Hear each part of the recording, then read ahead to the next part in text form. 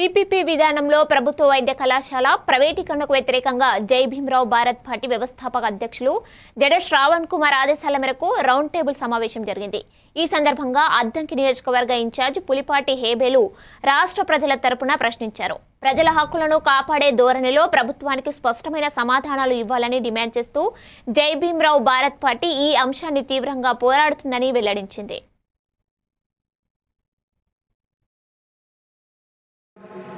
డబ్బులు పెట్టి కూర్చోడు కదా, ఎవరైనా కూడా 10 రూపాయలు పెట్టుబడి పెట్టాడంటే దాంట్లో లాభం చూసుకోవాలి। మరి 5 కోట్లు పెట్టుకోవాలంటే మనకు ఆదాయం ఉండాలి కదా, మరి అతనికి ఎలా చేస్తారు? ఒకటి, ఈ యొక్క సీట్లు ఏవైతే ఉన్నాయో వైద్య కళాశాలలో సీట్లు ప్రైవేట్ వాడికి అప్పు చెప్తారు, 5 కోట్ల రూపాయలు పెట్టి మొత్తం కట్టుబడి అన్ని కడతారు।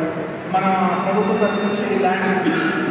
మరి ఈ యొక్క సీట్లు ఏ విధంగా ఇస్తారు? ప్రభుత్వం అనుగుణంగా సీట్లు పంపకాలయ్యా, లేదంటే ప్రైవేట్ పరంగా సీట్లు పంపకాలయ్యా? ప్రభుత్వ పరంగా సీట్లు పంపకాలంటే ఒక సీట్లు ఉంటే 50 సీట్లు ఓపెన్ కేటగిరీలో వెళ్తాయి, మిగతా 50 రిజర్వేషన్ పరంగా ఏ కులానికి ఈ పలానా కులానికి ఇంత రిజర్వేషన్, ఆ కులాల చొప్పున ఈ యొక్క సీట్లు ఇవ్వడం జరుగుతుంది। కానీ ప్రైవేటు యాజమాన్యాలకు సంబంధించినటువంటి కాలేజీలలో వైద్య కళాశాలలో 50% ప్రభుత్వానికి ఇస్తారు, 50% వాళ్ళు అనుకుంటారు, వాళ్ళ ఇష్టం। 1,00,000 ర్యాంక్ కొడుకు వచ్చినా ఇస్తారు, 100 ర్యాంక్ కొడుకు ఇవ్వాల్సిన అంత రూల్ ఏం లేదు, వాళ్ళ ఇష్టం అమ్ముకోవచ్చు। ఏ విధంగా లేకపోతున్నా ఆ యొక్క సీట్లని వాళ్ళు ఇవ్వనున్నారు, దానికి తీర్మాన ప్రభుత్వం ప్రజలకు సమాధానం చెప్తుంది। రేపు వైద్యం కూడా ప్రజలకు ఏ రకంగా అందించబోతుంది?